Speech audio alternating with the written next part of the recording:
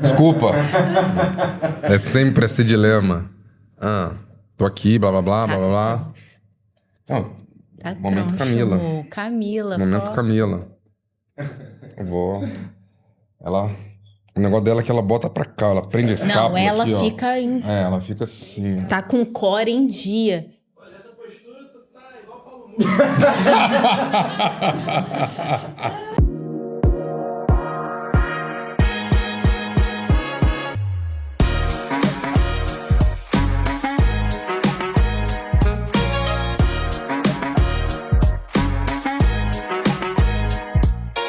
Oi, pessoal, sejam muito bem-vindos a mais um episódio do 236 Podcast. E antes de me apresentar, eu gostaria de apresentar o nosso convidado de honra, aquele que nos inspirou a estarmos aqui.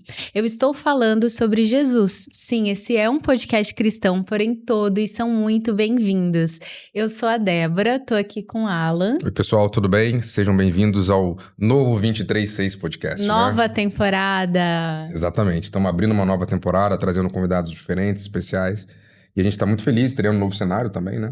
Exatamente. E para estrear aí essa nova temporada, nós temos um convidado muito especial. Ele é ator, é publicitário, é marido da Jade, é pai do Liam e do Zion. Nós estamos recebendo hoje o ator Bruno Guedes. Bem-vindo, Bruno. E aí, pessoal? Prazer estar aqui. Tô um pouco nervoso, apesar de a gente se conhecer nos bastidores.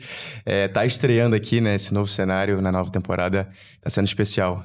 Que bom que a gente consiga falar um pouco aqui sobre trajetória, trabalhos, enfim, Deus e tudo mais.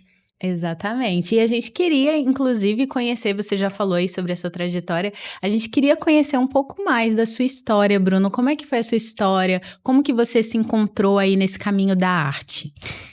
Ai, minha vida nesse universo da arte começou ainda muito cedo. Eu não venho de família de pessoas que trabalham no meio, então acho que não foi uma referência. Mas a minha avó, ela sempre teve uma veia artística muito grande. E ela era pintora, desenhista, e acho que a veia artística veio dali. Então, assim, desde muito cedo ela me ensinava a pintar, a desenhar. E eu tinha, sei lá, 5, 6 anos e desenhava igual gente grande já. Eu adorava fazer isso. E eu lembro de quando a gente estava na casa dela, assistindo novelas e pintando, desenhando, e enfim, essa era a minha referência do que era o ser artístico. E eu cresci nesse universo, assistindo, né, aquele momento em família, novela, até altas horas da noite, e desenhando e pintando. Então, assim, foi um ambiente onde eu me sentia muito bem, né, de tipo assim, era um momento da família. E meu avô adorava aquilo, meu pai adorava, né, assistir televisão, e eu falava assim, cara, eu quero estar ali dentro. Se eles, que são a minha referência, gostam disso, eu quero estar ali. E acho que, como qualquer filho e neto, a gente, né, quer dar prazer pros nossos, pra nossa família, né, querer, tipo, mostrar, né, que, enfim, de dar esse brilho no olho, né. E comigo não foi diferente. Eu venho de uma família tradicional, meu avô, ele sempre quis que eu fosse ou engenheiro, ou médico, né, ou advogado. E eu fui meio que nessa vertente contrária. Eu confesso que, assim, foi bem difícil no início, quando eu realmente falei, cara, é isso que eu quero pra minha vida. Foi assim, bem complicado lá em casa. Eu comecei a estudar teatro escondido deles. Eu, além de ser ator, eu também sou publicitário, né? E antes de ser ator e publicitário, cada um da minha família, né, tinha assim... queria que eu fosse algo, né? Meu pai queria que eu fosse atleta. Então, assim, desde os meus 2 anos de idade, o meu mindset era... Cara, você vai ser um atleta de alta performance. E meu pai era muito apaixonado por natação.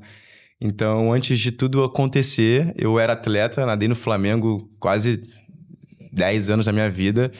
E, assim, eu cresci nesse universo de que, tipo assim, os estudos, eles iam ser complementares à carreira que meu pai estava escolhendo para mim, apesar do meu avô querer que eu fosse médico, engenheiro, advogado.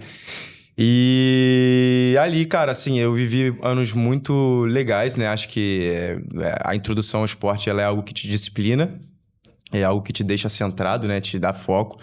E foi muito bom, mas chegou no momento da minha vida com 14, 15 anos que eu via que aquilo não ia dar muito futuro.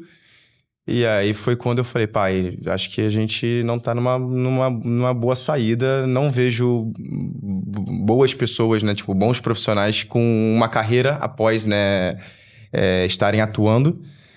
E acho que é melhor a gente seguir o caminho dos estudos. Então eu fui atleta de natação, tive com 14, 15 anos índice para ir para a Olimpíada já, era um negócio assim, já semi-profissional. Legal. E ali com 15 anos a gente jogou tudo pro alto, onde meu pai ele entendeu que o sonho dele não era o meu sonho. E ali ele começou a me escutar mais. E ali eu comecei realmente a focar mais nos estudos e focar no que de fato a gente teria, né, pro futuro. E aí a gente seguiu naquela do que a gente vai fazer, do que você vai fazer. Meu pai é engenheiro. Então você vai ser engenheiro também. E aí eu comecei a estudar, e eu via que aquele negócio de números não entrava na minha cabeça de jeito nenhum. E até hoje, sempre quando eu tenho cena e eu preciso gravar números, é um negócio que não vai de jeito nenhum. Assim, ou você tem aptidão ou não tem. E ali eu entendi que, cara, o que eu vou fazer? 17, 18 anos, o que eu vou fazer? Tá difícil. Eu vivi a vida inteira achando que eu ia ser um atleta de alta performance, não deu certo. E aí, enfim, como engenheiro também não vai dar certo. E eu sempre fui um cara que sempre gostei de fazer... eu sempre tive aptidão pra tudo. Sempre tive assim, sempre gostei de fazer tudo. Tudo. Eu queria ser policial, queria ser bombeiro, queria ser tudo. Queria ser tudo.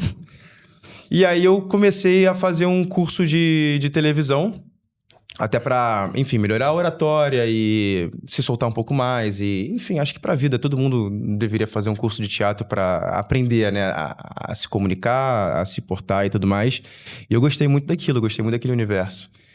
E aí acabei entrando na faculdade, escolhi uma faculdade que me interessava, que é a publicidade. É um ambiente que eu sou apaixonado. Eu sou aquele cara que assiste televisão pra poder ver o comercial. Isso a galera assiste, enfim, comercial é hora de ir no banheiro, é hora de fazer um lanchinho ou não. Eu fico assim, cara, que comercial irado, eu adorei isso. Eu boto no YouTube comerciais de 1980. Esse sou eu. E, enfim, aí eu comecei a estudar publicidade, faculdade de publicidade, e nesse meio tempo eu comecei a ver que eu conseguia um dinheirinho da minha família pra, enfim, lanchar e transporte, nananã. Eu comecei a fazer um caixa 2, e nesse caixa 2 eu comecei a juntar esse dinheiro pra poder entrar num curso de teatro. Caramba. E aí, cara, é muito engraçado você ver como Deus ele vai agindo na nossa vida, né? E ele vai abrindo as portas quando é pra você estar num lugar. Mesmo quando parece algo muito difícil e desafiador, ele vai lá e facilita essas entradas, né? E ele vai mexendo todos os pauzinhos para que aquilo tudo aconteça na hora que precisa acontecer. E comigo foi assim, eu comecei a estudar teatro, todo o dinheiro que eu tinha juntado para fazer o curso, eu ganhei uma bolsa de 100% de estudo. E aí as coisas começaram a girar, comecei a trabalhar como modelo também, comecei a trabalhar com publicidade. E aí o primeiro trabalho de publicidade que eu peguei foi um trabalho que era para uma marca de pasta de dente lá da Ásia. E os caras estavam eles testaram mais de 10 mil, enfim, atores, pessoas para conseguirem achar essa pessoa que ia fazer a campanha e não achavam de jeito nenhum. E aí a agência me convidou pra fazer o teste, fiz, passei. E, cara, assim, foi um negócio que me deu um conforto financeiro de, tipo, beleza, e agora o que a gente vai fazer? E aí eu comecei a investir mais na minha carreira, porque meu avô, meu pai não queriam me incentivar, então com o dinheiro que eu comecei a ganhar, eu comecei a falar assim, beleza, então, já que eu não tenho esse incentivo, porque é muito difícil você como pai, como família, você incentivar algo que é muito incerto. E a nossa profissão é uma profissão muito incerta. Hoje se meu filho fala assim, poxa, eu quero seguir a carreira de ator, eu vou falar, você não vai querer ser um médico, não? Um publicitário, alguma coisa mais certeira? Porque é uma profissão muito difícil. Então hoje eu consigo entender esse lado deles e ainda bem que eu fui inconsequente nesse sentido de realmente seguir o que estava dentro do meu coração e o que me instigava, assim, o que me deixava inquieto. E aí eu consegui, enfim, fazer cursos e mais cursos e mais cursos. E logo no meu primeiro teste, eu já consegui um personagem maneiro e ali a carreira deslanchou. E no meu primeiro teste de malhação, meu empresário me ligou. Eu tava no meu segundo ano de curso né, profissionalizante pra tirar o DRT. Aham. E ele me ligou e falou assim, eu tenho um teste pra você. Era o meu primeiro teste. Eu falei, caraca, primeiro teste, pô, maneiríssimo, que legal, nananã. Ele falou, eu tenho um teste pra você e eu preciso que você esteja lá hoje. Ah, é. Aí eu, poxa, legal, maneiro. Daqui a meia hora... Que isso, cara? Legal. Aqui tá o texto. Tum. E o seu personagem já tá escolhido. Você não vai fazer o personagem. Eu quero que você faça o teste para as pessoas te conhecerem. Ou seja, eu tinha meia hora para gravar um texto desse tamanho, para chegar até os estúdios e poder fazer e sabendo que eu não ia passar. Então esse foi o meu primeiro teste. E foi muito legal, porque mesmo não passando, foi uma experiência do tipo assim, eu não tinha um peso, sabe? E eu mandei tão... E assim, o teste foi legal que no ano seguinte, quando teve a outra temporada, eles me ligaram me convidando pra novamente fazer o teste.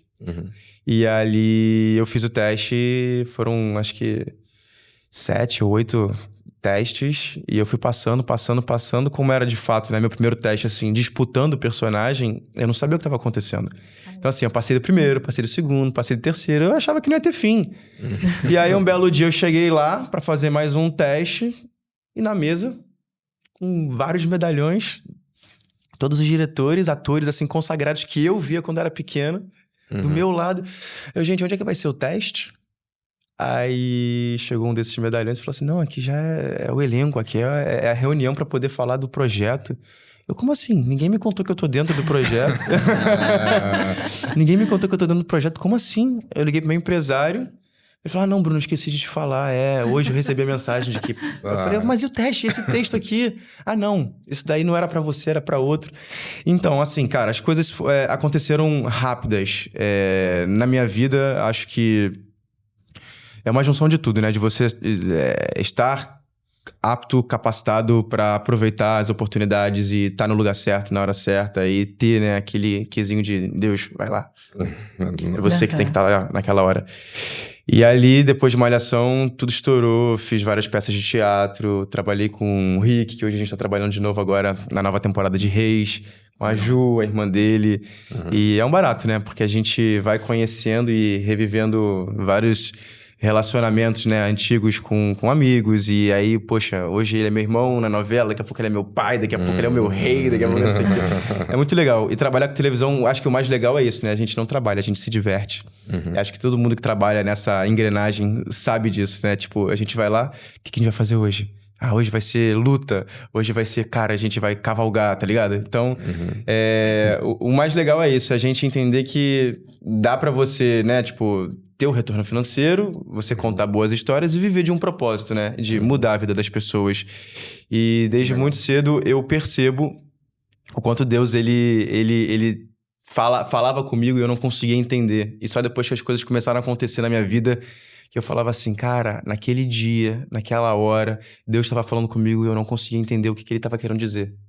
E tipo, 10, 15 anos depois, eu consegui fazer um link e fazer assim, mano, Deus estava conversando comigo. Era uma mensagem, eu não conseguia absorver aquilo. E, assim, todos os meus personagens, eles tiveram alguma coisa assim que eu sinto que Deus conversava comigo. E meu primeiro personagem, o nome do meu primeiro personagem era o nome do meu irmão.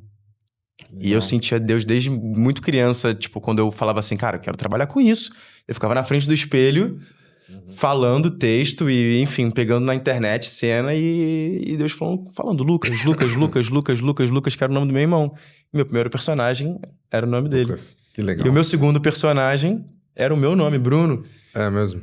E, enfim, assim, acho que a minha carreira, ela foi uma carreira que eu, com os meus personagens, eu consegui conversar com o público e conseguir tocar na vida das pessoas. E eu acho que esse é o mais legal, né? Quando você consegue ter um propósito por trás de tudo isso.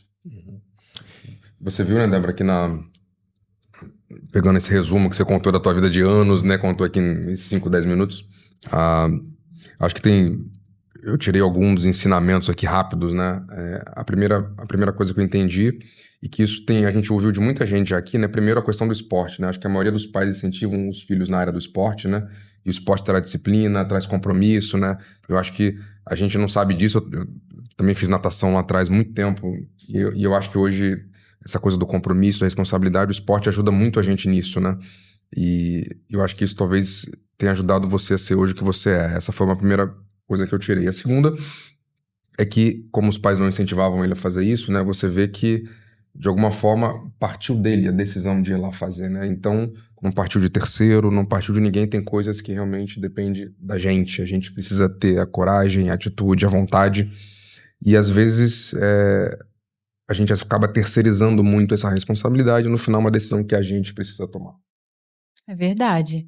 É verdade, é muito legal ver isso e até esse processo que você fez, né, de passar por isso com seus pais e hoje falar com seus filhos, olha, eu entendo porque eu acho que como pai e mãe, né, a gente paga muito a nossa língua, né, a gente vive muita coisa com os nossos pais e eu pelo menos pensava tanta coisa que eu falava assim, ai, quando eu for mãe não vou ser assim, e eu estou sendo exatamente assim, eu falo, caramba, eles realmente, é o chip, né, que implanta no dia que o bebê nasce, tá aqui, pronto, agora você é pai e mãe, você vai se comportar assim, você não é todo mundo, a gente já sai da maternidade falando isso. Não, enfim, é um chip que todo pai e mãe tem, né, esse chip da proteção, o chip da... você não quer realmente, como você falou ali, né? Os pais não querem que o filho vá para um caminho certo, de insegurança e tal. A gente na verdade, quer cuidar demais, né? E, enfim, a gente vai falar disso um pouco mais à frente, a gente entende melhor essa relação de Deus, pai, com nós filhos, ali, de alguma forma, isso fica muito claro e evidente depois que a gente se torna pais. Mas no meio do caminho que eu queria, então, pegar esse gancho, né? A gente entendeu um pouquinho de como você começou, e aí vamos para um segundo momento onde a gente vai falar já dos... Já podemos até falar agora, né? Eu me lembro de você, né? Malhação eu não me lembro. Eu devia estar trabalhando na época como, sei lá, um assistente de produção, alguma coisa. Que eu me lembro que eu não assistia televisão. Fiquei sem assistir um bom tempo até chegar onde eu cheguei hoje. E fez parte do meu processo, né? Mas me lembro do teu primeiro personagem. Eu vou puxar a sardinha pra minha casa, que é da onde eu saí, que é a Record, né? E eu lembro que eu vi você lá em Topíssima. E você fez um personagem que foi muito importante. É uma realidade da vida de muitas pessoas, né? O convívio com as drogas é uma realidade, elas estão aí e, obviamente, todos nós sabemos os riscos e o que acarreta e aonde as pessoas geralmente chegam, né? E eu queria entender pra você, porque provavelmente eu entendo que pessoas devem ter falado com você deve ter tido feedbacks, mas como foi pra você vivenciar aquilo que é uma experiência que te coloca num lugar que talvez você nunca teria ido se não fosse a arte, e de alguma forma você consegue ali ajudar outras pessoas a fazer entender que aquilo ali não é o caminho ideal, que enfim, ou seja, você realmente está impactando a vida das pessoas através daquela atuação. Cara, quando a gente trabalha com televisão e a gente tá criando e vivendo um personagem, eu acho que o mais desafiador é quando você precisa adentrar no personagem, que você precisa fazer a parte do laboratório. Quando você precisa fazer a vivência de tudo aquilo, né? E quando eu recebi, né, todo o roteiro do personagem e toda a curva dele até o mundo das drogas, no meu laboratório pessoal, eu comecei a conversar com uma delegada. Eu falei assim, cara, eu preciso fazer um laboratório. Preciso entender como é que funciona. E ela começou a me dar umas aberturas de ir na delegacia e conversar. E ela... conversando com outros policiais ali, a gente conseguiu entender um pouco mais desse universo.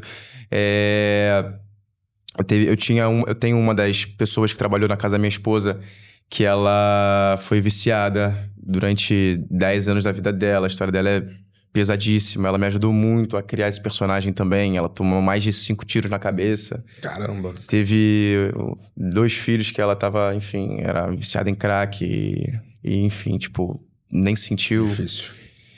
O filho mais novo dela, inclusive, foi adotado pela gente. Então, assim, são histórias que a gente vai vendo, sabe? E essas histórias, elas vão consumindo a gente, sabe? E eu acho que o mais difícil é você conseguir entender que você precisa se apropriar dessas histórias que são histórias verdadeiras. E o mais difícil é você ter que ir gravar, né? Tipo, você como ator, você precisa ter todas essas lembranças e entender que isso, né, a tragédia das pessoas, ela acaba tendo que virar o seu gatilho para viver aquilo.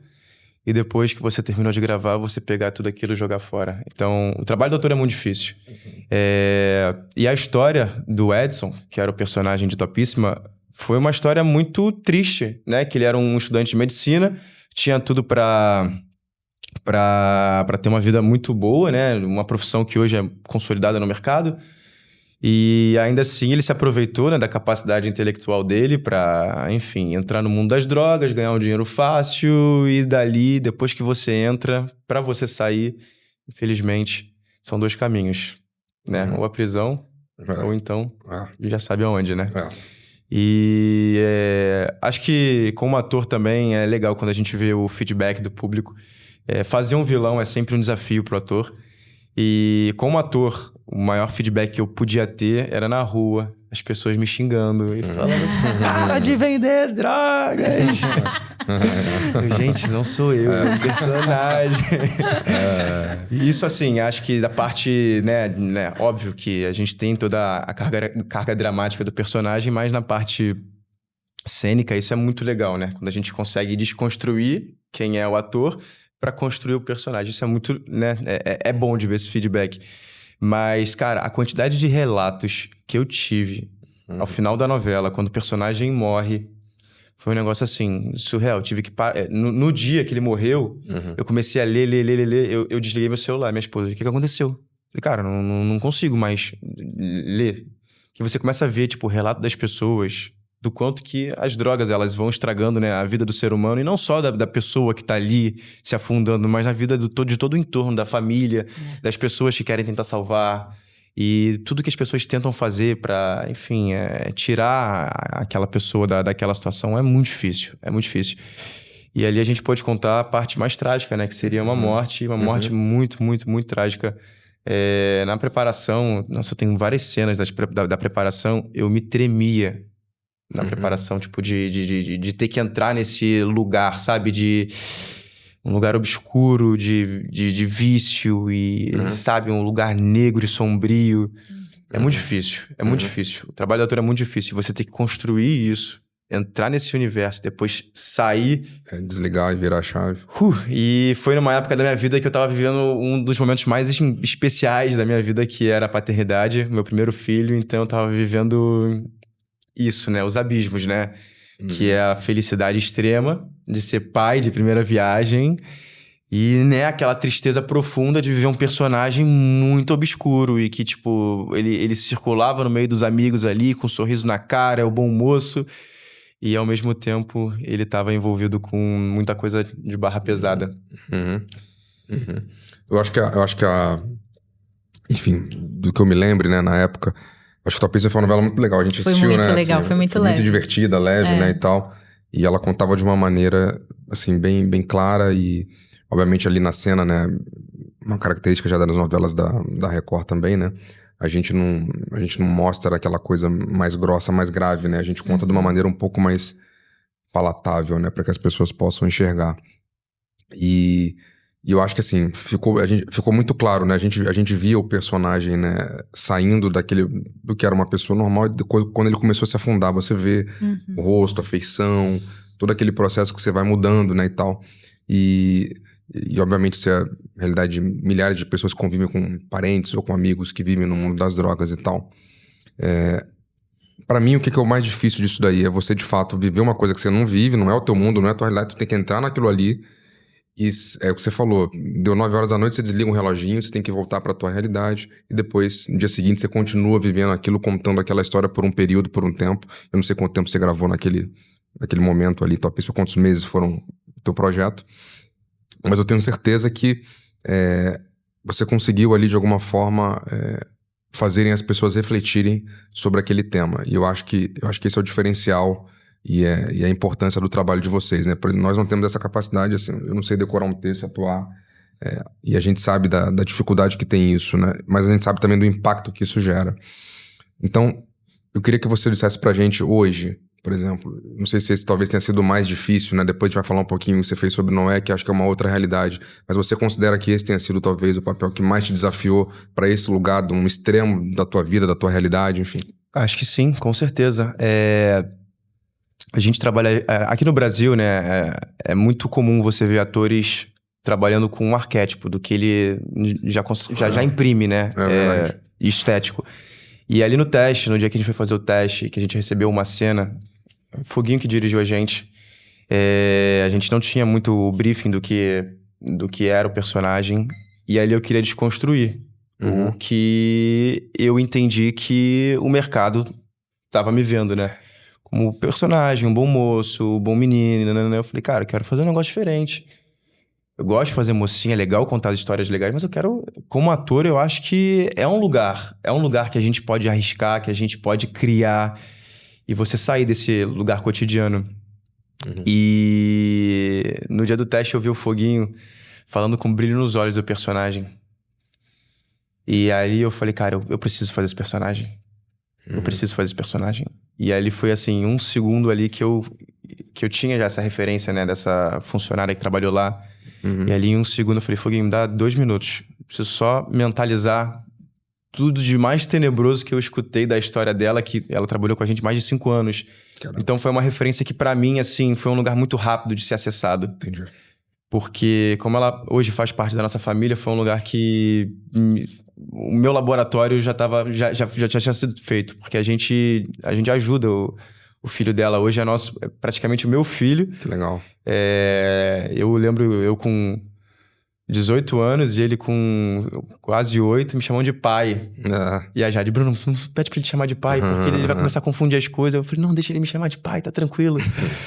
Então, assim, foi um lugar muito rápido, muito de gatilho pra mim, sabe? E aí eu lembro que no final da cena, assim, antes da cena acabar, eu voltei pra cena e dei um olhar assim, e, mano, meu olho na hora... Virou. Cara, veio assim, tipo, aquela expressão... Aí eu lembro que o Foguinho começava a pular atrás da câmera. Ele pulsava. Ele pulava assim. Cara do Foguinho. Pulava assim. Aí o menino tava fazendo a cena comigo, ele falou assim, eu fui pra você, eu fui pra mim. E assim, cara, eu me senti muito, muito bem fazendo um personagem assim. Eu me senti muito naquele lugar de representar. Não por ter vivido, mas por ter estado naquele universo. E aquela história foi uma história muito impactante. Eu vivi outras histórias muito legais lá na Record. Eu fiz uma novela, Apocalipse, que ali eu acho que a do Edson, que foi topíssima, foi uma história que eu recebo muitas mensagens. E acho que são mensagens mais cotidianas porque a gente vive, né? É o que as pessoas sofrem, elas já estão sofrendo. Agora, Apocalipse, meu personagem, ele foi arrebatado. Ele se arrependeu aos 47 do segundo tempo. E como é que você... como é que as pessoas que não viveram, o arrebatamento ainda não existiu, então como é que você chega pra uma pessoa e as pessoas me mandam mensagem, Bruno, eu acredito muito nisso, cara, eu pequei muito a minha vida inteira, mas eu acredito que a minha história, a história da minha família vai ser igual à história que o seu personagem teve em Apocalipse. E esse personagem de Apocalipse, ele era um filho de... pessoas muito ricas, os pais eram donos de hospital e ele era aquele filhinho de papai que tinha tudo do bom e do melhor, era revoltado, só queria saber de dinheiro, playboy, nananana, brigava com todo mundo, só queria saber de encrenca. E aos 47 do segundo tempo ele se arrepende num culto que tá rolando na praça, o pastor tá fazendo uma oração e, enfim, orando pela vida de vários mendigos. É verdade. E ali... Até a irmã dele fica? A irmã dele fica. É verdade. E ali, eu não lembro o que aconteceu antes, mas algo, tipo, aconteceu muito de grave. Eu acho que ele tava, já, assim, transtornado porque vazou algumas fotos da irmã na rede. E ele naquele lance meio machista... Cara, ele queria, acho que matar o namoradinho dela que vazou. Eu não lembro muito bem da história. Mas ali, no meio daquela revolta inteira, ele se sente tocado por Deus. Num culto de mendigos. Que pra ele, pra realidade daquele personagem, aquilo ali não cabia. Não cabia, ele tá ali no meio dos mendigos. E a irmã dele fala, Bruno, o que você vai fazer? Bruno, personagem. O que você vai fazer ali no meio de um monte de mendigos? Ele, peraí. Eu quero escutar o que tá acontecendo ali. E ela tenta agarrar ele, ele vai até lá. E ali num piscar de olhos, ele se sente tocado por Deus. E quando o pastor fala se alguém aceitava, né, estaria aceitando Jesus, ele de prontidão, ele nem dá aquela titubeada, ele simplesmente fala, eu. E foi uma virada de chave muito, muito interessante. E essa acho que essa mensagem desse personagem foi algo que até hoje me impacta muito. Porque a gente vê o quanto que a fé move as pessoas. E o quanto que a gente vê a salvação, né? Nessa mensagem. E... Essa mensagem, inclusive, lembra, né, Débora? A história do ladrão da cruz, né? Exatamente. Como é que foi lá no último minuto, né? No último minuto, ele aceita Jesus. Eu tava até ouvindo um podcast, acho que do pastor Lamartine, Certo. com o Thiago Brunet, e aí ele fala das 3 cruzes, né? Ele falou, né, que eram três cruzes. Eu não vou lembrar exatamente como ele falou, mas é uma pessoa que ali nos 45 ele aceita, né? Ele aceita Jesus, ele reconhece. E é engraçado isso que você falou, né, dos mendigos, porque aí o pastor Lamartine até estava falando, era no momento que Jesus estava sendo crucificado, no momento mais vulnerável. Verdade. Jesus estava ferido, machucado, sendo condenado, e aquele ladrão viu ali e fala, quando estiveres no teu reino, né? Ou seja, ele enxerga a glória de Jesus naquele momento e ele é salvo. E é interessante isso que você falou, era um momento que pro personagem não fazia sentido nenhum ele tava ali com pessoas que não tinham nada a ver com a realidade dele, mas ele viu a glória de Deus. Então eu acho que... E ali ele aceita Jesus e é salvo, né? Essa talvez seja a realidade. Algumas pessoas vão ter essa oportunidade, talvez, em algum momento da vida e tal, de passar por isso. Porque o X da vida, né, nesse momento não é nem quando Deus vai voltar, né? Quando que a gente vai partir, né? Como a gente não sabe exatamente. que dia e que hora, né, que isso vai acontecer, né? Então, naquele momento, você precisa estar preparado, precisa estar pronto, né? O ladrão teve essa chance, teu personagem também teve, e eu acho que é por isso que a gente aqui também ajuda as pessoas a refletir um pouquinho sobre isso, porque a gente acredita que a nossa vida aqui é passageira. A gente tem um tempo limitado, 80, 90, 70, enfim, cada um dentro da sua história. E alguns morrem mais cedo. Mas a importância, de fato, de você se encontrar, ter uma conexão e, de fato, conhecer uma palavra que te traz paz, cara. Eu acho que esse é o grande segredo de quem aceita Jesus, né? Você vive num mundo como esse que a gente vive hoje e a gente tem paz, mesmo diante das dificuldades, adversidades. E até aproveitando esse gancho, né? Queria falar, e a gente conversou antes disso, né? Queria entrar na história de Noé, porque Noé, acho que um personagem muito emblemático para você e pra gente, né? Muito. Quem começa a ler a Bíblia do Gênesis, né? Você vê lá rapidamente a história de Adão e tal, e daqui a pouco você cai na história de Noé, né? E assim, né? É uma história que já virou filme, já virou série, novela, enfim. Tem gente que tirou um pouco do contexto, tem gente que, enfim, seguiu de fato o que tá ali. E a gente teve esse privilégio, eu participei no backstage da parte de produção e você na atuação ali. Então, eu queria começar a entrar na história de Noé, não sei se a Débora tem algum ponto sobre isso, senão eu quero pegar aqui um trecho bíblico pra gente iniciar um pouquinho. Ou então até você pode falar pra gente como é que foi pra você primeiro viver Noé. Eu vou aproveitar o teu gancho pra poder falar um pouquinho do que tá escrito. Cara, falar de Noé é muito especial pra mim. Eu acho que esse foi o personagem... Fiz vários grandes personagens, mas Noé, sem sombra de dúvidas, acho que foi um divisor de águas na minha vida, como cristão. Eu brinco e falo que eu tinha 2 vidas, né? Uma antes de Noé e uma depois de Noé. E eu não consigo explicar como e porquê, mas era pra eu estar ali, vivendo aquilo, porque eu precisava viver todas as experiências que aquele personagem iria me trazer. Até então, antes de Noé, eu não era uma pessoa religiosa, meu contato com Deus era algo do tipo assim, existem as igrejas, elas estão lá, e eu tô aqui. E tá tudo bem.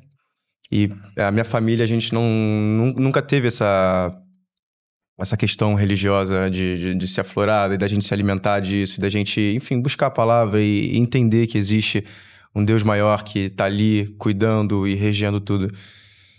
E quando eu comecei a fazer o laboratório, quando eu recebi, né, o convite para fazer o personagem, ali eu precisei entender como ator que eu precisava buscar ferramentas para criar um personagem que tinha uma fé gigantesca. E ali a minha primeira experiência dentro de uma igreja foi tentando entender o que era a fé das pessoas. Como que você consegue vivenciar e demonstrar um sentimento que você não consegue sentir? É muito difícil. A minha esposa, ela é cristã, E eu respeitava muito ela antes enfim, de casar, ter filho e tudo mais. Ela do lado dela, eu do meu lado, eu respeitava. Igual, enfim, casal que tem um que é vegano e outro que não. Você respeita, mas vocês estão no mesmo ambiente, tá tudo bem. Você não vai comer na frente do outro o negócio ali, tá tudo bem, tá tudo bem. E a gente sempre viveu assim, eu sempre respeitei. E todas as vezes que eu fui na igreja, antes do personagem, eu sempre pegava aquele dia D, que era aquele dia de ceia, que era aqueles dias que demoravam 3, 4 horas. E, cara, eu achava aquilo muito... Eu falava assim, gente, não é possível, cara. 4 horas, cara. Eu não consigo ficar num aniversário 4 horas. Não consigo. E aquilo pra mim não entrava na minha cabeça. Depois que eu peguei o personagem, eu me dei uma chance de ir até uma igreja e fazer um laboratório. Assim como todos os outros personagens, eu preciso ir até um lugar onde pessoas que vivem aquela realidade vivem pra eu poder entender como é que funciona tudo aquilo. E ali eu comecei a frequentar a igreja com um único propósito. Fazer um laboratório. E a minha esposa, pronto, consegui fazer o que eu mais queria, que era levar ele pra igreja.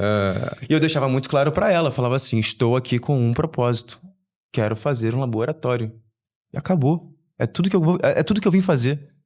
Ah, não, mas você não se sentiu... Não me senti tocado. É isso que eu vou fazer e ponto final. Enfim, assim começou a nossa história com Noé. Minha esposa, ela fazia cultos semanais na casa dela. E eu sempre frequentava, porque todos os nossos amigos frequentavam. E eu ia lá, mas pela resenha, de depois conversar com a galera, depois pedir uma pizza, pedir alguma coisa pra comer. Tava ali, gostava das músicas. Era tudo que eu gostava. Assim, cara, eu gosto das músicas, vou ficar aqui na parte do batuque ali, da viola ali, tá tudo certo. Era isso que eu queria.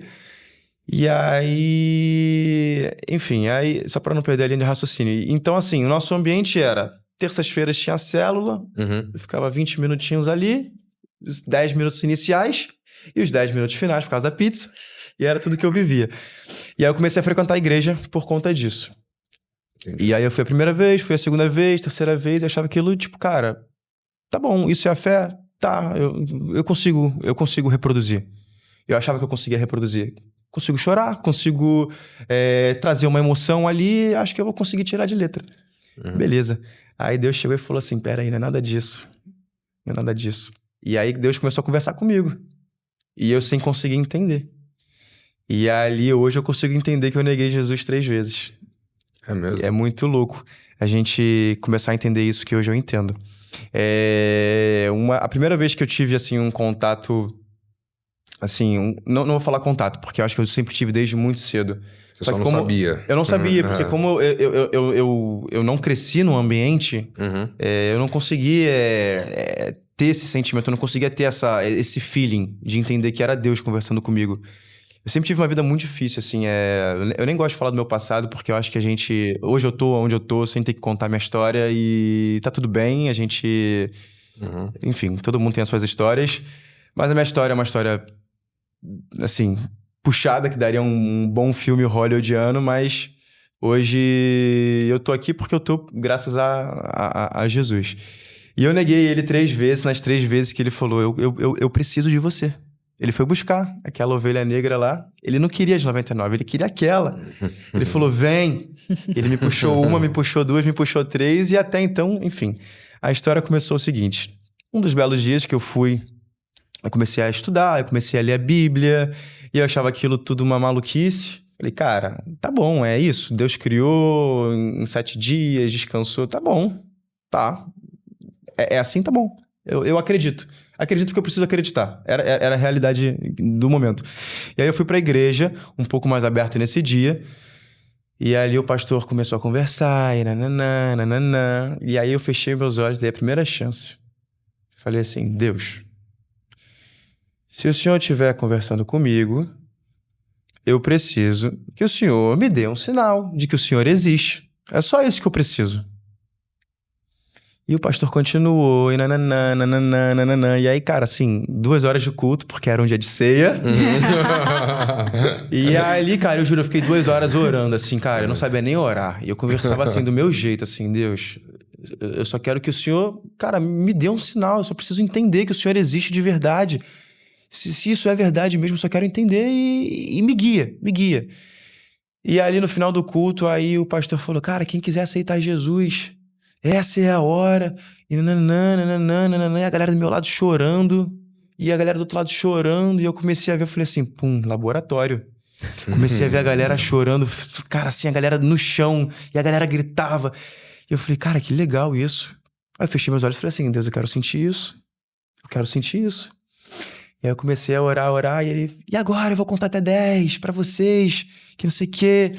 Meu Deus, eu tenho 10 segundos pro Senhor tocar no meu coração.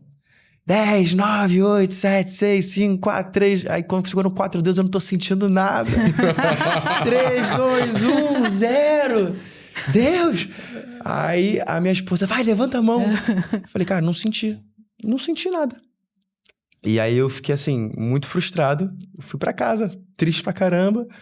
Mas eu fiquei na minha, assim, eu até então precisava ver pra crer que aquilo existia. Eu fui pra casa e a minha esposa, e aí, o que você achou? Eu falei, legal, achei legal a galera chorando ali e tal, não sei o quê. Aí, bom, aí morreu ali aí beleza. Aí essa foi assim, foi o meu primeiro contato mesmo, assim, que eu fiquei meio apavorado. Aí a segunda vez a gente tava num culto, numa célula lá na casa da minha esposa. E aí a gente recebeu um pastor, um cara offline de internet, de nada, eu tava trabalhando com televisão. E, cara, foi numa sexta-feira. Eu só queria, cara, assistir um filme e dormir. E minha esposa falou assim, surpresa, fazer uma célula sexta-feira, 11 horas da noite. Tipo, não, eu não queria. E assim, eu super contrariado. E ela, não, vamos fazer, vai ser legal. Aí eu falei, então tá bom, então vocês fazem aí, vou fazer meu laboratório. Juntou todas as cadeiras lá, o pastor ficou fazendo as orações, um grupo de 10 amigos ali, e eu falei, cara, eu vou fazer meu laboratório aqui, né? Já que eu não tô fazendo nada, eu vou fazer meu laboratório. Fiquei na escada, de longe, assim, de rabo de olho, só anotando, cara, meu bloquinho assim de notas, anotando tudo. Tipo assim, pô, naquela hora o cara fez isso, na outra hora o pastor fala assim, igual matemática. E aí o pastor começa a orar, e no meio da oração, cara, ele começa a ficar assim, inquieto, começa a me olhar muito.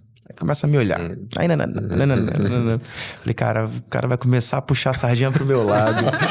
Cara, eu falei, cara, eu vou sair daqui, vou tomar uma água. Aí eu fui tomar uma água, deixei ele lá com o pessoal lá. Aí quando eu volto, eu só vi ele conversando. Ele nem viu que eu tinha saído. Quando eu volto, eu pesquei ele falando assim, cara, Deus tá conversando comigo. Ele pediu pra falar e tocar no coração de uma pessoa aqui dentro. E todo mundo lá na cela, sou eu, aleluia. Eu, porra, é agora, né? É agora, ele vai falar com alguém. É Deus conversando e eu vou ver como é que é. E eu, tá, e quem é essa pessoa? Quem é essa pessoa? E eu procurando quem era. Pô, será que é minha esposa? Aí Deus quer conversar, é com você. Aí eu olhei assim, calma aí, deixa eu ver, atrás... Comigo? Não, pastor, não é comigo não. Eu não tô nem aí. Eu tô aqui fora. Não. Comigo eu não quero conversa, não.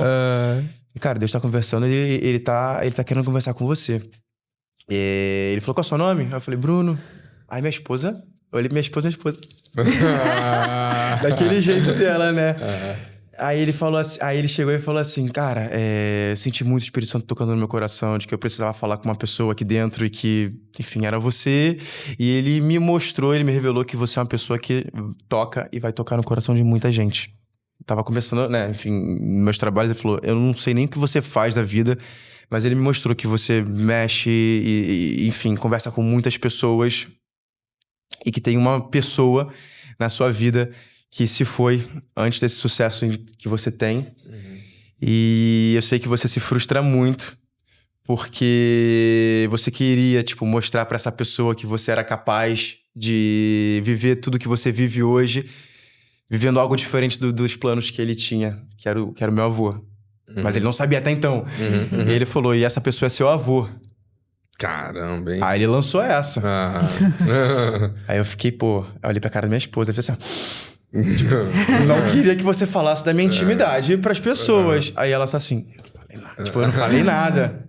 Aí eu fiquei, tipo, de boa, assim, quietinho. Aí eu fiz cara de paisagem.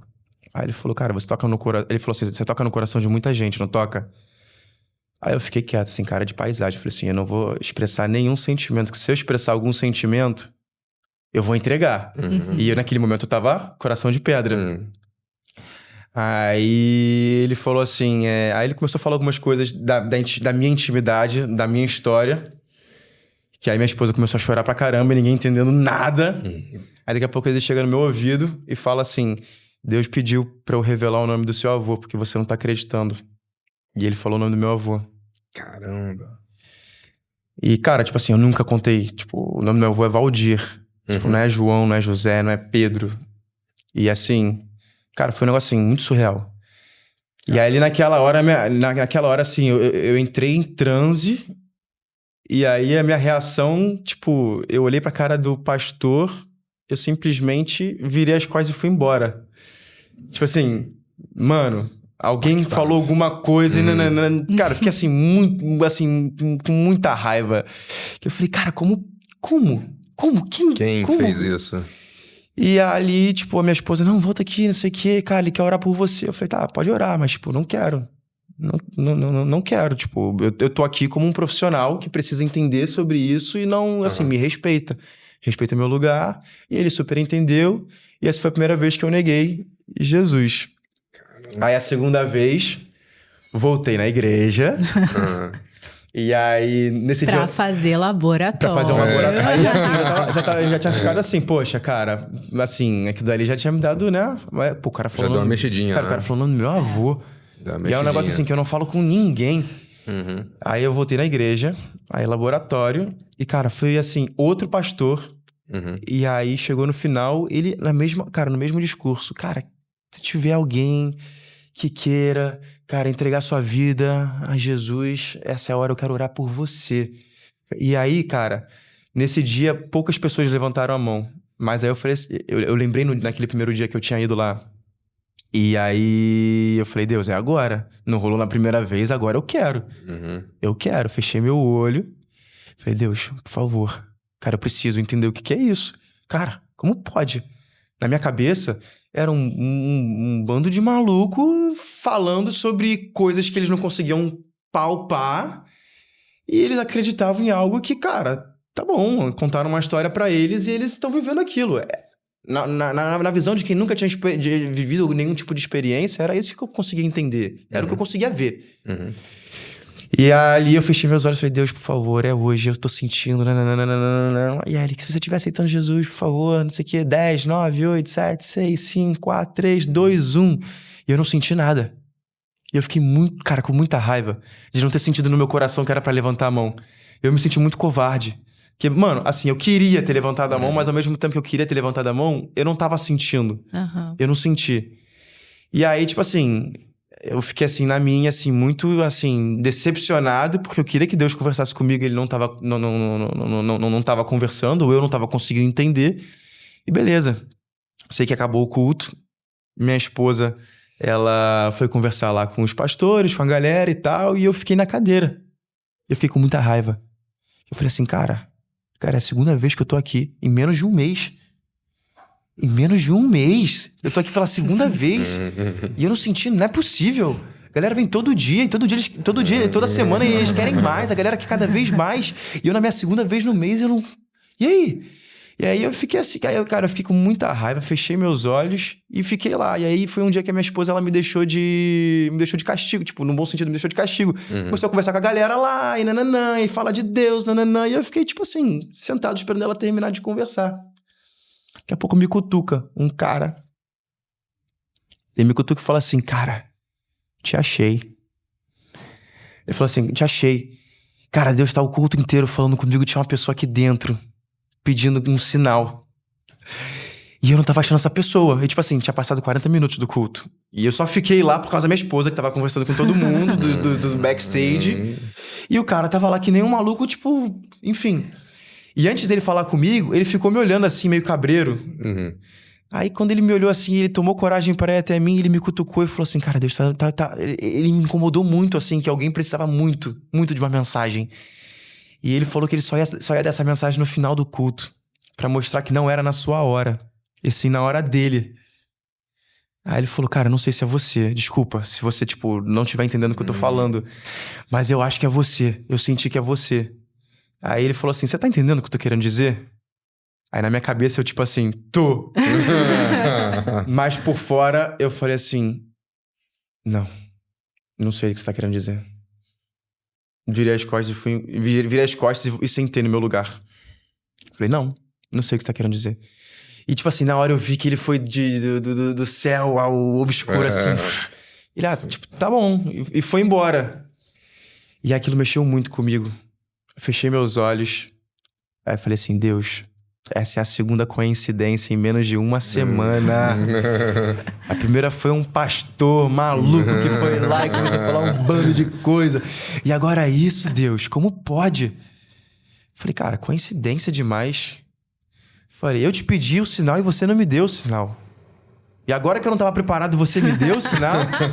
Isso era um sinal? E aí eu comecei a entrar numa confusão mental. E aí eu falei assim, não, Deus, foi uma coincidência. Eu falei, eu preciso de um sinal de verdade. De um sinal. Cara, eu juro, quando eu terminei a frase, eu preciso de um sinal. Caiu a luz.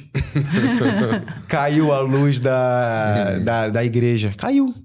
E todo mundo teve que ir embora. Porque caiu. Caramba. Aí eu fui embora, assim, revoltado. Que eu falei, mais uma coincidência. Droga! Tipo, cara, droga, mais uma coincidência. Mas eu pensando assim, caiu a luz, normal, pode cair, né? Tipo, cai a luz na casa caiu. De todo mundo. Deve cair, enfim. Caiu aqui na igreja. Enfim, nas outras duas vezes da última vez que eu fui, não caiu, mas hoje caiu. E aí eu fui pra casa. Aí a gente tava no carro, eu, minha esposa e 2 amigos que estavam lá também. Aí eu cheguei lá, todo mundo em silêncio. Aí eu olhei e falei assim, não gostei. Não gostei. Aí minha esposa, como assim você não gostou? Eu falei, não gostei. Vocês foram pedir pra uma pessoa, nada a ver, ir lá falar comigo, como se fosse falando de Deus. E, tipo, só pra me pegar num momento de fragilidade. Não gostei. Achei que aquilo dali foi, tipo, de péssimo gosto.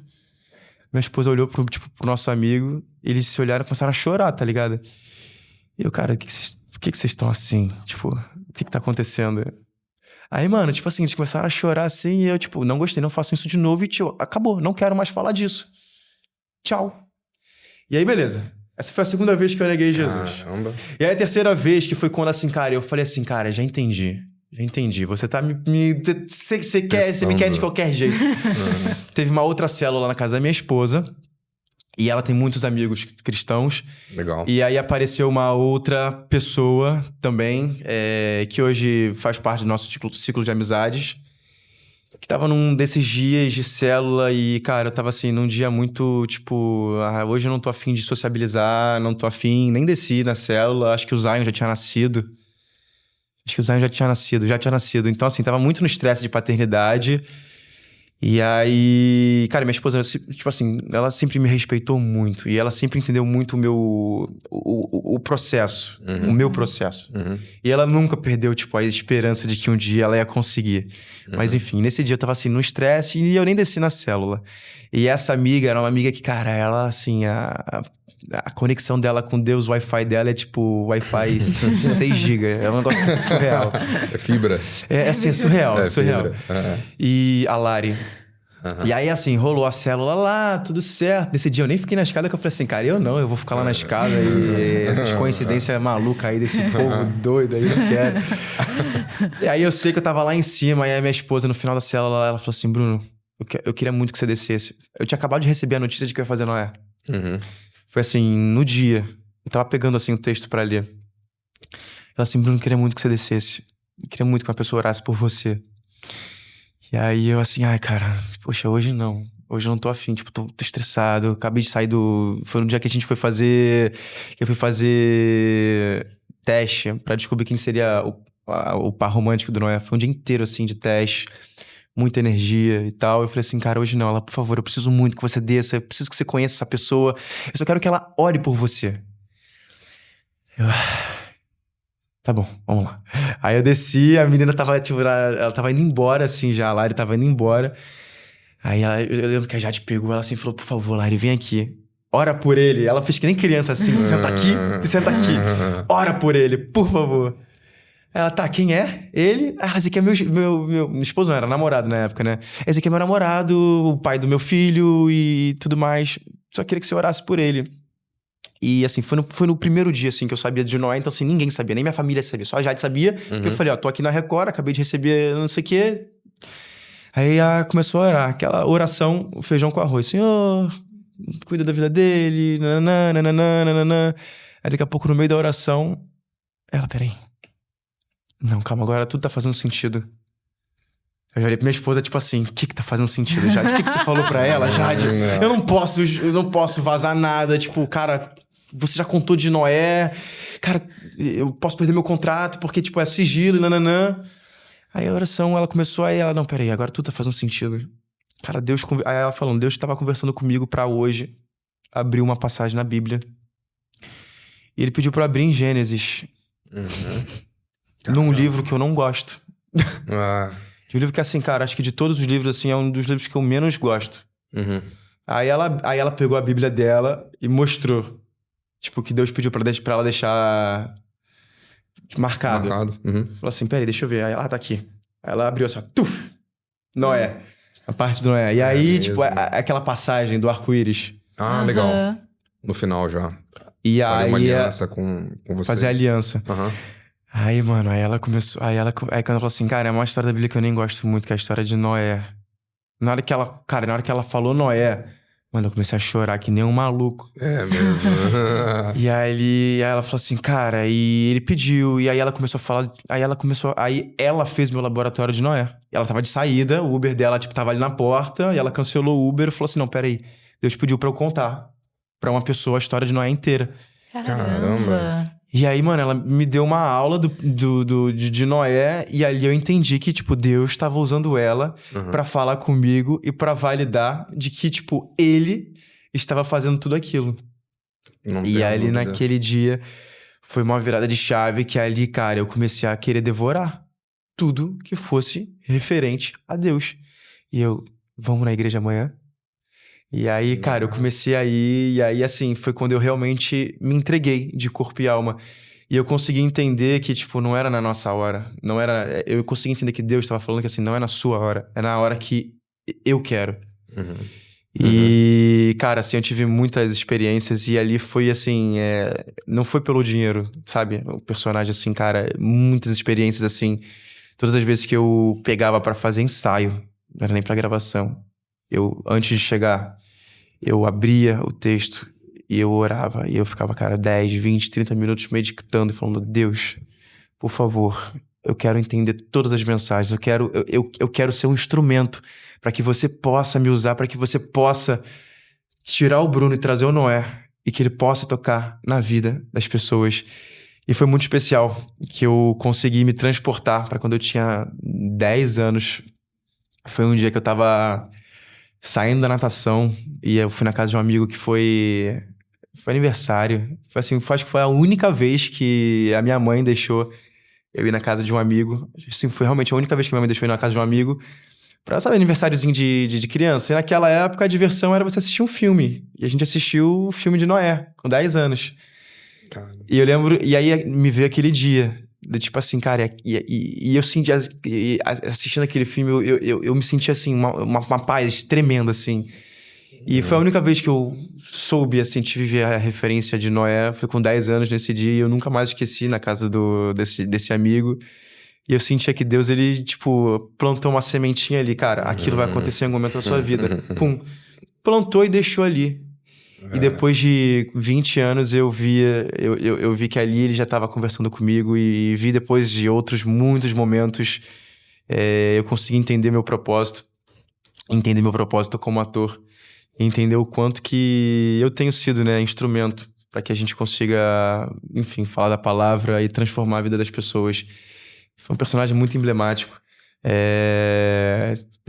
Deve ter aí, enfim, todos os takes aí também. Todas as vezes antes de gravar, a galera já respeitava, assim, eu tinha meus 5 minutos que eu precisava fazer minha oração e me conectar. E é muito respeito, assim, por todos os personagens bíblicos, por toda a história, né, que tem por trás disso. E a gente sabe que ainda assim existem muitos atores que não conseguem entender a importância. E aí é a hora que a gente ali dentro senta e fala assim, vem cá, cara, deixa eu te ensinar, deixa eu te ajudar. Cara, lê isso daqui, cara, assiste isso daqui. E aí a gente consegue, dali de dentro, ajudar as pessoas a entender a importância, a relevância daquela história e o quanto que aquilo vai tocar na vida de muitas pessoas. Ontem, voltando da gravação, a gente estava conversando com isso com outros 2 atores. Eu falei, gente, vocês não estão entendendo do quanto do poder que a gente tem das nossas mãos e o quanto que aqui dentro a gente tem um papel muito importante. Então, assim, o trabalho do ator, ele não tá só aqui dentro. Ele tá fora também, cara. É verdade. As pessoas confundem muito. E, assim, hoje, depois de... Acho que foram 4 anos depois de Gênesis. Hoje eu posso falar, assim, de peito aberto. Que, cara, assim, eu não escolhi. Eu fui escolhido. Deus pegou aquela ovelhinha e tuf! E hoje eu consigo viver, cara, o extraordinário graças a ele não ter desistido do que eu desisti em todas as vezes que ele tentou falar comigo. Bateu na minha porta, pediu pra entrar e eu, não quero. Que legal. E é isso, cara. Deus, ele tá tentando te acessar a todos os momentos. E eu acho que é muito difícil. Eu vi na internet esses dias...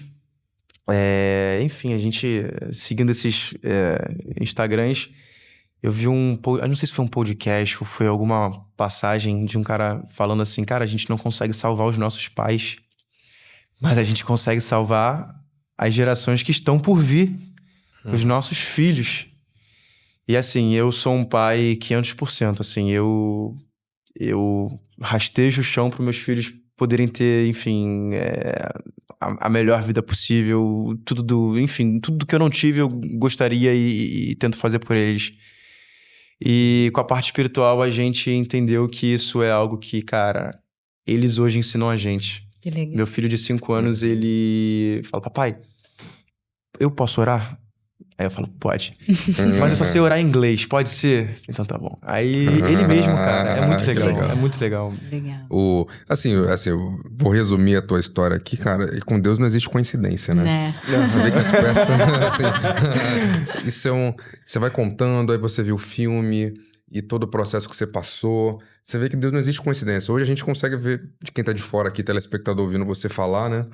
Que tudo... Ele já tinha um plano pra sua vida, né? Na verdade, é a gente que desvia do plano original dele, né? É isso. Mas o plano tava lá. É que a gente se desvia, mas nunca é tarde. E pode ter certeza, né? Assim como você hoje tem 2 filhos, né? A gente ouviu essa história, acho que até do Brunet, né? Você tem 2 filhos, você tem 4. Se você for no shopping, vai no banheiro, você volta, só tem 3, você não fala, tudo bem, eu tenho 4, vou sair com meus 3 filhos, né? Você vai ficar desesperado, vai falar, cadê meu filho que sumiu? Você vai correr atrás dele. É isso. E Deus é assim com a gente. Ele tem lá... milhares, milhões de pessoas, mas ele tá preocupado com o que tá perdido, com aquele que ainda não voltou para casa.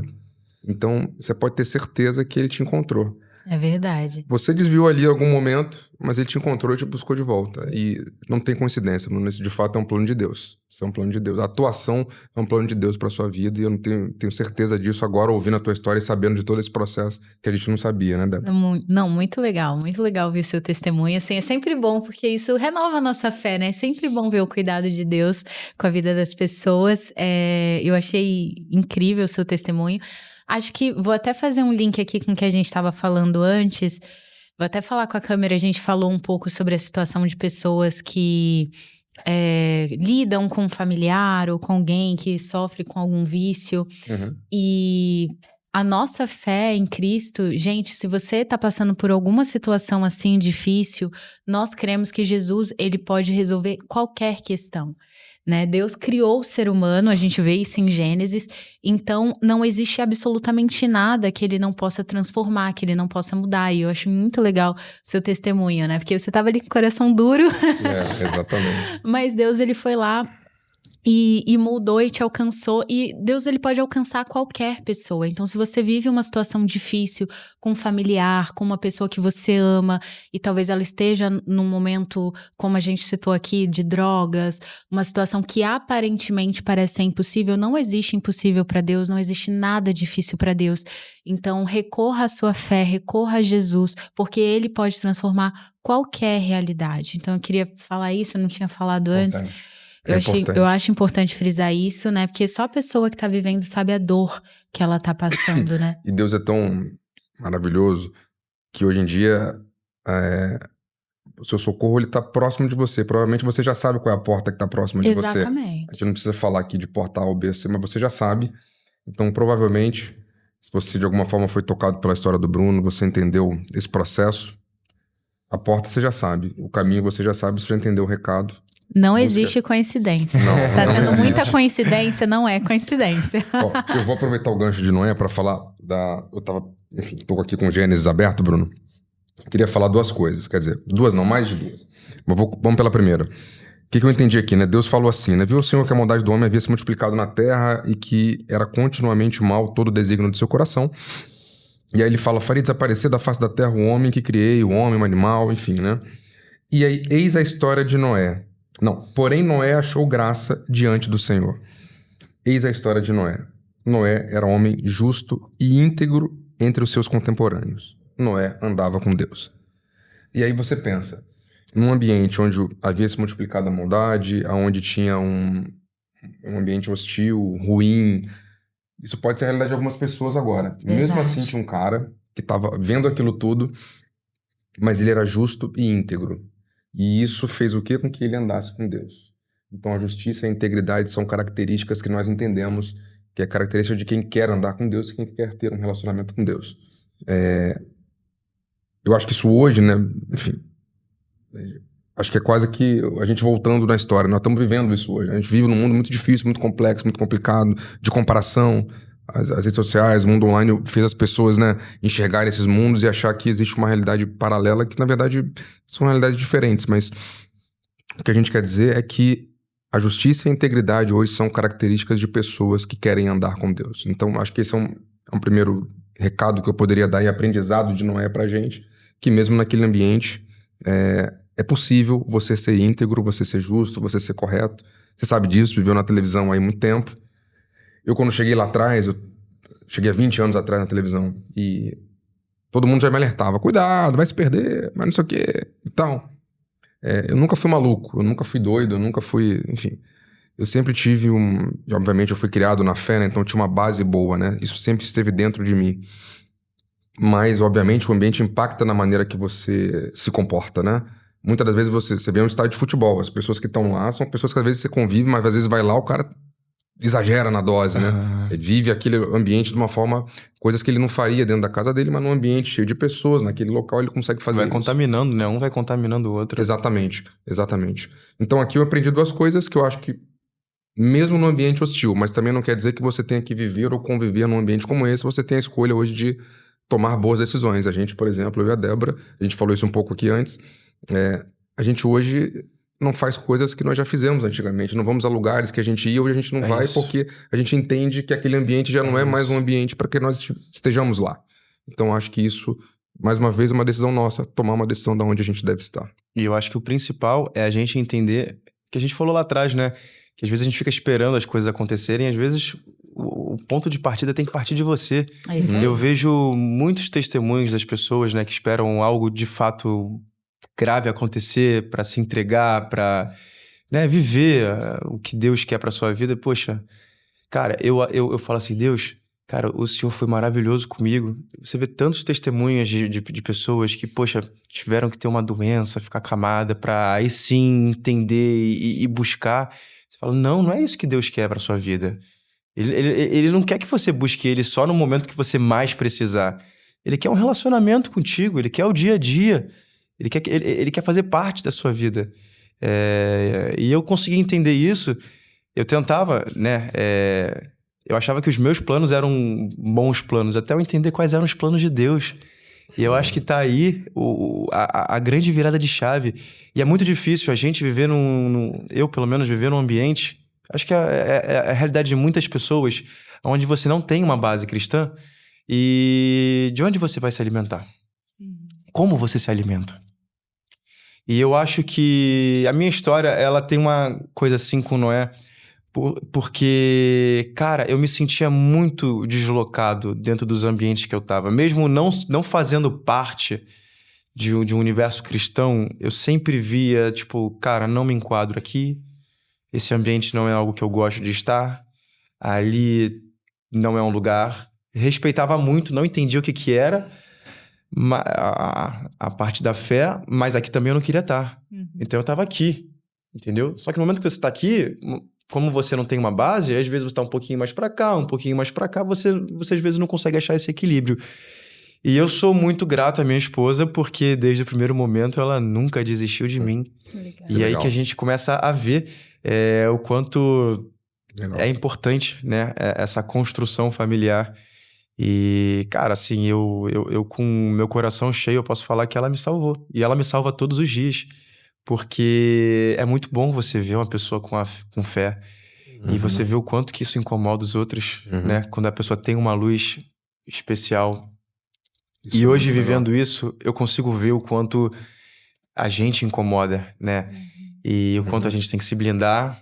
E o quanto a gente tem essa responsabilidade de trazer as pessoas. Vem, cara, vem. E eu sou aquele amigo, no meio dos meus amigos, na resenha pós-futebol, que vai chegar um e falar assim, poxa, eu terminei meu casamento, enquanto os outros vão falar, é isso aí, vai curtir. Eu sou aquele cara que eu vou chegar, o cara vai falar, irmão, tá tudo errado. O que eu posso fazer pra te ajudar? Careta! Chato! Não, cara, vem cá. O que eu posso fazer pra te ajudar? Legal. Eu posso te ajudar? Legal. Eu posso ligar pra... Eu não conheço ela, mas posso? Deixa eu te ajudar de alguma forma. Quer que eu fique com seu filho? Me fala. Então, acho que é isso, cara. É a gente não ir com a maioria. Não tá na torcida. E o momento que você tá nesse ambiente, você acaba se contaminando. Não venho de uma família cristã, mas eu sempre escutei algo do meu pai que sempre tocou no meu coração e eu nunca consegui entender. Até eu começar a ver por uma ótica cristã. Ele falava assim, filho, toda vez que você for para um churrasco, nunca vai com fome. Sempre almoça antes. E eu sempre entendi, tudo bem, lógico, né? Você vai no churrasco. Até então, vai no churrasco, entendi. Se você for com muita fome, você vai chegar no lugar e você vai querer comer tudo. E às vezes você não vai comer o que você quer, que é carne, você vai comer pão, você vai comer besteira. E quando você vê, você ficou cheio do que você não queria. E hoje, olhando para uma ótica cristã, eu consigo entender o que ele queria dizer. Se você não se alimentar, não tá se alimentando, cara, você vai chegar no churrasco e você vai se alimentar do que tiver. Exato. É verdade. Exato. Do que tiver. Exatamente. Então eu acho que é mais ou menos aí. Exatamente. A gente tem que fazer a nossa parte dentro de casa para quando a gente estar fora, no mundo a gente tá blindado. Então eu acho que o mais difícil é isso. As redes sociais colocam a gente num lugar muito difícil, o nosso trabalho coloca a gente num lugar difícil, o nosso dia a dia, as nossas conexões. Então a gente tá conectado com boas pessoas, com um bom parceiro ou parceira.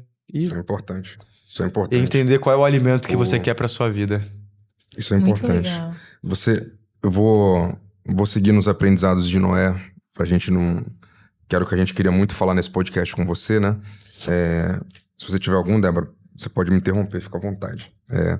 Tem um outro detalhe que eu acho muito legal nessa relação, que é quando Deus fala a Noé, né? Resolvi dar cabo de toda a carne, porque a terra está cheia de violência. Faz uma arca de tábuas de cipreste, nela farás compartimentos e calafetarás com betume por dentro e por fora. E deste modo a farás de 300 côvados, será o comprimento, de 50 a largura. Enfim, o que a gente aprendeu disso, né? A gente fala assim, caramba, Deus precisava dar tantos detalhes. Por que ele deu tantos detalhes, né? E às vezes a gente despreza os detalhes, né? Ele poderia falar, constrói uma arca grande e depois eu te falo. Então, faz com madeira uma arca e eu vou te guardar, eu vou te salvar. Mas ele veio no detalhe, deu a informação. Isso mostra que detalhe é importante.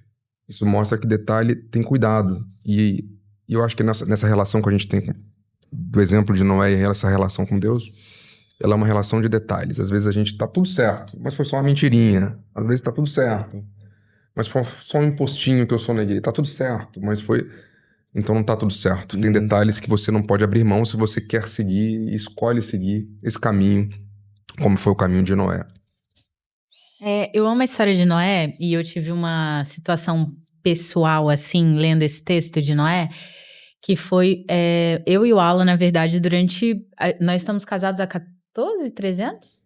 13, né? 13 anos. 13 anos. Um homem corrigindo uma mulher sobre o tempo de casamento inédito, hein? Benoso. Quero bons comentários. Vamos fazer 14 anos. Mas a gente, durante muitos anos, assim, quando a gente se casou, a gente não queria ter filhos. A gente tinha isso na nossa mente, que a gente não queria ter filhos e tal. Verdade. E vivemos muitos anos assim. E eu tinha várias desculpas, né? Tipo, você arruma várias coisas na cabeça e eu tinha várias desculpas. Não, porque o mundo tá muito ruim. Ah, porque as coisas são difíceis. Ah, por causa disso e daquilo. Eu dava várias desculpas do porquê eu não queria ter filhos, né? Até que, lendo a Bíblia, eu fui convencida. Porque, lendo a Bíblia, eu entendi que filhos são herança do Senhor. Eu entendi que filhos era uma bênção. E assim, eu creio na Bíblia. Então, se tá escrito que é bom, é bom. Só que eu nunca tinha visto por essa ótica. Então, assim, independente da minha opinião, Deus tem a visão dele das coisas. E ele não vai mudar por causa da minha opinião. Então, eu entendi, eu falei assim, caramba, eu tinha uma visão do que era ter filhos, mas pela palavra eu entendi que assim, não é por esse caminho. Eu acredito, então, que filhos são uma bênção do Senhor. E a partir dali, nasceu um desejo no meu coração de ter filhos. E eu e o Alan, a gente conversando. Coincidentemente, ele também estava começando a querer ter filhos. Isso cada um individualmente. Já foi aquecendo ali no coração, né? Exatamente. Foi meio que individual, uma situação individual. Até que um dia a gente parou pra conversar e falou assim, cara, a gente sempre falou que não queria ter... Mas não sei, eu tô achando que acho que era bom sim. Aí ele, também tô achando. E ela usou o exemplo de Noé comigo, lembra que você falou comigo? Então, aí é onde eu ia chegar. Então, por favor. Ok. Aí, beleza. Aí a gente meio que decidiu, assim, que nós queríamos ter filhos e tal. E aí a gente, caramba, vambora e tal. Vamos ter filho, vai ser ótimo. E aí um dia eu tava lendo a Bíblia. E é lógico que a gente tem um medo, né? O mundo, ele é uma realidade. A gente vê que é um mundo difícil. São ambientes hostis, como você falou. Tem muito brilho. E dá um medo, assim, de como que eu vou fazer para essa criança, tipo, se manter, ter uma vida próspera, se manter no caminho do Senhor. Nós crescemos na igreja. Então, assim, eu tinha esses medos dentro do meu coração, né? E eu acredito que a fé, ela é um antídoto para qualquer medo. E aí eu tava lendo a história de Noé, tava lendo o Gênesis, e Deus falou muito nitidamente comigo a respeito de filhos através da história de Noé. E foi incrível. E aí eu fui falar com Alan, e foi muito pouco tempo antes de eu engravidar da Alice. Foi quando eu li, foi tipo assim, foi em dezembro, em janeiro eu engravidei da Alice. E eu recebi essa palavra e eu peguei pra vida da minha filha, mas hoje eu vejo que não é só pra minha filha, eu vejo que é uma palavra pra muitas pessoas. E diz o seguinte, né? Fala assim, fala um pouco sobre o parentesco, né? Até na novela fala bem rápido ali sobre o avô de Noé, um bisavô de Noé, não vou saber exatamente que nível que ele estava ali, que ele foi arrebatado, né? Que era Enoque. E aí fala sobre quando Noé nasceu. E fala assim, e viveu Lameque 182 anos e gerou um filho, a quem chamou Noé, dizendo, este nos consolará acerca das nossas obras e do trabalho de nossas mãos, por causa da terra que o Senhor amaldiçoou. E quando eu li aquilo, eu fiquei meio que assim, não é bonito o que ele fala, porque ele fala, né, ele vai nos consolar da terra que o Senhor amaldiçoou, ou seja, uma terra que estava perdida. A terra já estava perdida na época de Noé. E quantas vezes eu usei isso de desculpa na minha vida para não ter filhos, eu ficava assim, não, porque o tempo é muito ruim, essa geração tá muito ruim. Se fosse antigamente, cara, mais antigo que Noé, não tem, sabe? Tipo, já era ruim naquela época. O mundo tinha acabado de começar, já deu errado. Já deu ruim. Quando acho que não dá pra piorar. Não faz sentido que isso. Já deu ruim. Então, assim, e o pai de Noé falou assim, ele vai ser um consolo nessa geração. Quando eu li isso, eu peguei essa palavra muito pra dentro do meu coração e é como se Deus falasse assim pra mim, os seus filhos, eles vão ser consolo nessa geração. Legal. Deus falou muito nítido pra mim, eu quero levantar mais Noés. Sabe, a palavra de Deus, forte, ela não tem prazo de validade. É isso. Sabe, às vezes a gente fica ali vendo o nosso derredor, vendo a nossa circunstância, e a gente para de crer na palavra. Só que a palavra diz, passarão céus e terra, mas a minha palavra não passará. Então, assim, não importa as circunstâncias, vale o que está escrito. Então, eu pensei assim, Deus falou comigo, tudo que está escrito a respeito de filhos, todas as promessas a respeito de família, a respeito de salvação, tu e a tua casa serão salvos, tá valendo. Não tem, sabe? Mas o mundo vai ficar ruim? Sim, a gente crê em Apocalipse que vai ficar ruim, vai piorar, mas continua valendo. Então, Mas a arca nunca deixou de existir, né?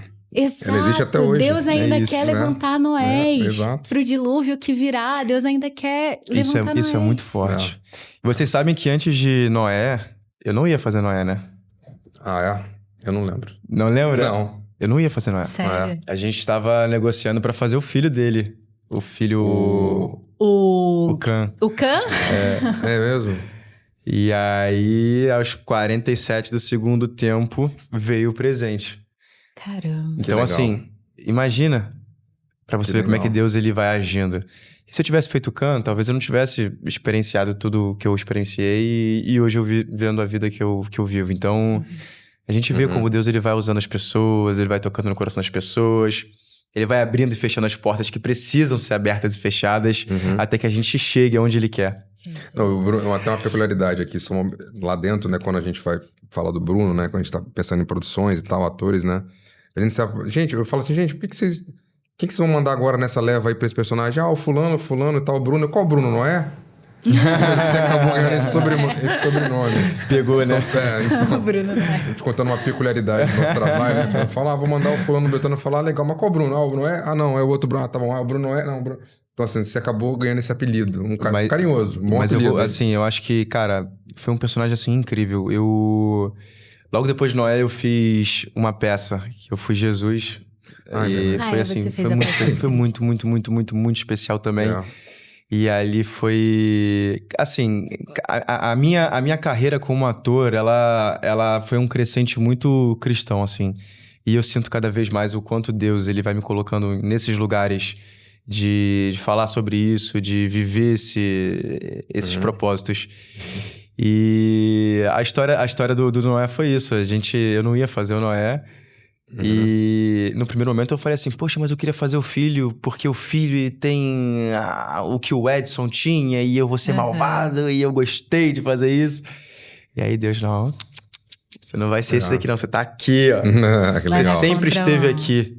E foi um barato. A gente achou de mais uma cena que você pega o bebê, que o bebê tá largado verdade. no meio A mãe da tá lá cidade, e aí você Aquilo pega o bebê. toca muito. É. Pô, Assim, pra quem é pai, exatamente. eu acho que aquilo ali é um... Quando eu li aquela cena, sendo pai, aquilo me chocou muito. Porque a gente tentando... Quando você vai lendo, você vai vendo que toda a perversidade que tá acontecendo na cidade naquela época e tudo mais, você vê que é algo tenebroso, mas às vezes você não consegue se conectar com aquele mundo mais antigo. E aí quando você começa a ver que a mãe abandona um filho, isso é um lado muito, muito obscuro. E ali você começa a ver, cara, como pode? Eu não conseguiria entender a cabeça de uma pessoa dessa. Óbvio que existem muitas questões que levam um pai e uma mãe a fazerem isso, mas, assim, acontece, né? E eu também sou muito família, né? Desde antes de ser cristão, a gente acabou tendo o Zion antes de casar.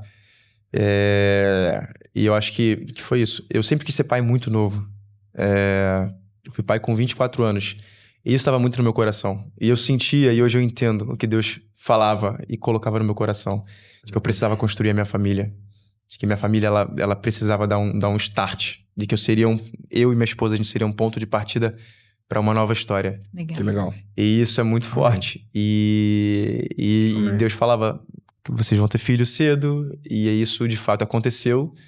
E a gente sempre quis. O Zion veio eu tinha 24 anos. É engraçado você ser pai novo. Porque já era algo planejado. A gente sempre planejou isso. Mas as pessoas não sabiam disso, né? Então, a gente andando nos bastidores lá mesmo, o pessoal falava assim, você vai ser pai? Quantos anos você tem? Poxa vida, é tão novo, como se fosse algo ruim, gente. É mesmo. Não. É mesmo. Não. É mesmo. Em vez da pessoa falar, cara, que bênção, que alegria, que verdade. felicidade. Óbvio, a gente sabe das dificuldades que graças a Deus, Deus ele foi preparando todas as etapas para que a gente pudesse ter o conforto que a gente tem quando a gente decidiu, de fato, engravidar e ter filho, mas você vê a mentalidade das pessoas do tipo, você vai ser pai, Tadinha. É. poxa. É. E eu fazendo topíssima, cara, O Emílio, que fez um dos vilões comigo, eu lembro, cara, no fundo dos meus olhos, assim, o Zion tava na barriga ainda, ele olhou e falou assim, garoto.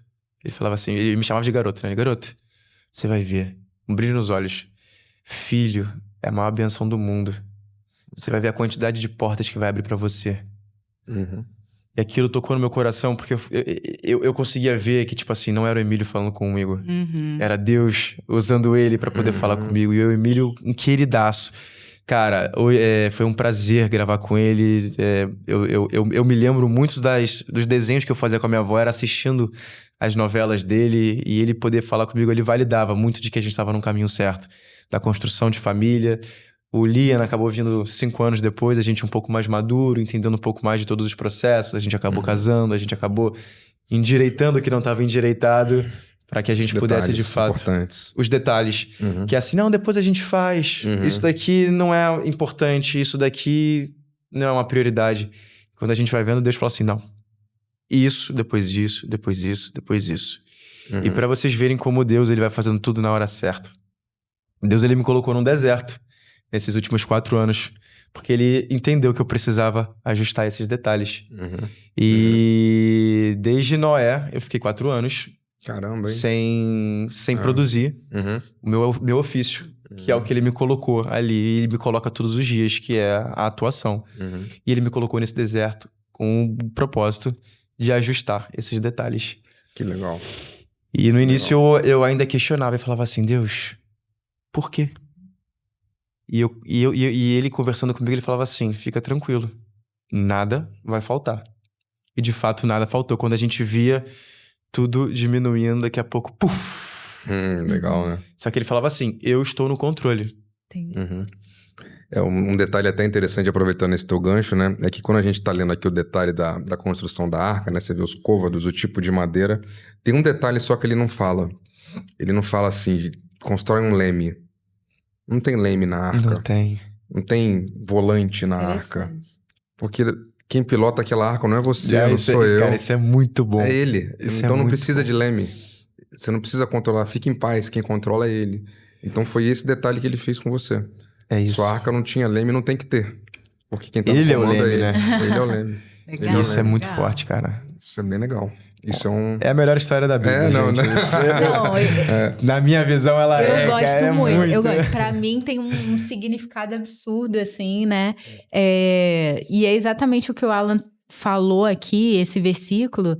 E é exatamente isso, né? Fala que Noé, porém, achou graça aos olhos do Senhor. Essas são as gerações de Noé. Noé era homem justo e perfeito em suas gerações. Noé andava com Deus. E é nisso que eu creio que para Deus é isso, não tem nada impossível e que nós, os nossos filhos, a nossa família, vão andar com Deus. É uma nova geração de Noés que estão aí para espalhar, para falar da palavra de Deus, porque a gente crê no fim também, né? Nós cremos, não será mais como um dilúvio, né? Sabemos que Isso já deram um spoiler, pessoal. Já temos um pequeno Esse spoiler a gente já tem. Mas eu creio muito nisso, na família e no propósito de Deus para a família e que permanece aí independente das circunstâncias. O que eu acho também, que eu acho que pra gente encerrar o nosso tema aqui, nosso assunto, nossa conversa, né? Eu acho que uma coisa muito legal da história de Noé também, porque Deus pra gente é o que a gente acredita, a palavra dele tá aqui, é o que a gente segue. Mas eu acho que tem situações, Débora e Bruno, né? Que é de recomeço. Por que ele fez isso, né? Por que ele pegou e de fato ele falou, cara, preciso destruir isso aqui e começar de novo. Então, eu acho que arca significa recomeço. Recomeço. Tem coisas que não adianta a gente tentar reparar, botar ali um esparadrapo. É verdade. Tem coisa que a gente precisa recomeçar. Se ele fez dessa forma é porque existem situações que a gente também precisa recomeçar. E eu tenho certeza que contando a tua história, ouvindo tudo que você contou, o teu testemunho, a história da tua família, assim, eu tô muito feliz, porque vou até mandar um e-mail pra Jade agradecendo aí o esforço e a dedicação dela, porque a gente fica muito feliz quando a gente vê pessoas, de fato, entrando e começando um relacionamento com Deus, e é uma coisa que a gente tem visto. Antigamente a gente via mais distante, hoje tá mais próximo, sabe? A gente vê muito mais pessoas ao nosso lado, querendo saber, e é uma geração que, assim, ela não precisa... Como é que a gente aprendeu, Débora? Que essa geração agora, ela não necessariamente ela precisa de um título, né? E ela tá querendo, né? E eu acho que pessoas como vocês que são pessoas públicas, vocês têm uma responsabilidade, porque Tem muita pessoas... influência, Tem né? as pessoas veem vocês e você tá lá falando assim, gente, eu acredito na família, eu tenho um filho, ter um filho é uma benção. São mensagens que são poucas pessoas que falam isso hoje. Verdade. E é importante ter pessoas falando. É importante ter vozes falando sobre isso. Porque a gente acredita, é o que a gente vive, e eu tenho certeza que se é o que tá aqui, é o melhor pra nossa vida. Então, eu queria dizer que é muito legal ouvir o teu testemunho, a tua história, saber que a Jade, a Débora, no meu caso, é bem parecida. A Débora é meu controle. Se eu saio um pouco da linha, opa, Ela. vem cá, Alan, volta. Mas acho que a mulher tem um pouco disso, Tem. né? Fez isso ontem ou anteontem comigo, inclusive, aproveitando. Opa, Alan, olha aqui.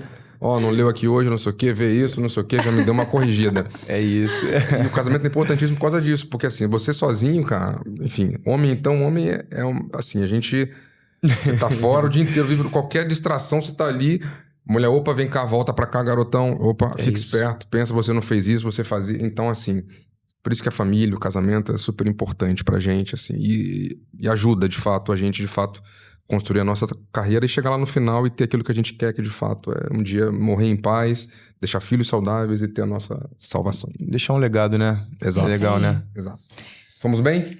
Poxa, foi incrível. Muito obrigada, Bruno. De verdade, aprendi muito com a sua história. Foi um renovo, assim. Eu amo ouvir as histórias das pessoas e seu testemunho, assim, tocou no meu coração. Sério, muito obrigada por compartilhar com a gente. Foi incrível.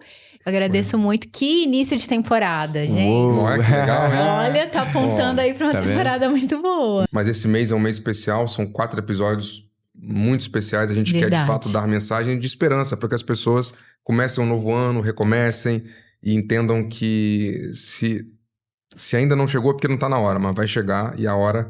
Tenho certeza que 2025 vai ser pra você que tá ouvindo a gente, que ficou até aqui e nos acompanhou, viu? Acredita, vai dar certo. É isso aí. Quero agradecer também a Brooklyn, que é a nossa segunda casinha. Se você tem aí o interesse de gravar, começar um novo projeto, ter aí o seu podcast, fazer fotos empresariais, você pode vir aqui pra Brooklyn. Vou deixar aí o @ nossa Boa. segunda casa. Brooklyn é quase Sandy Júnior, Mari Lennon, né? Mari Lennon. É uma dupla impecável, Dupla assim. Maravilhosa. Eles são incríveis, né? É isso aí, pessoal. E muito obrigada e que Deus te abençoe. Tchau, tchau.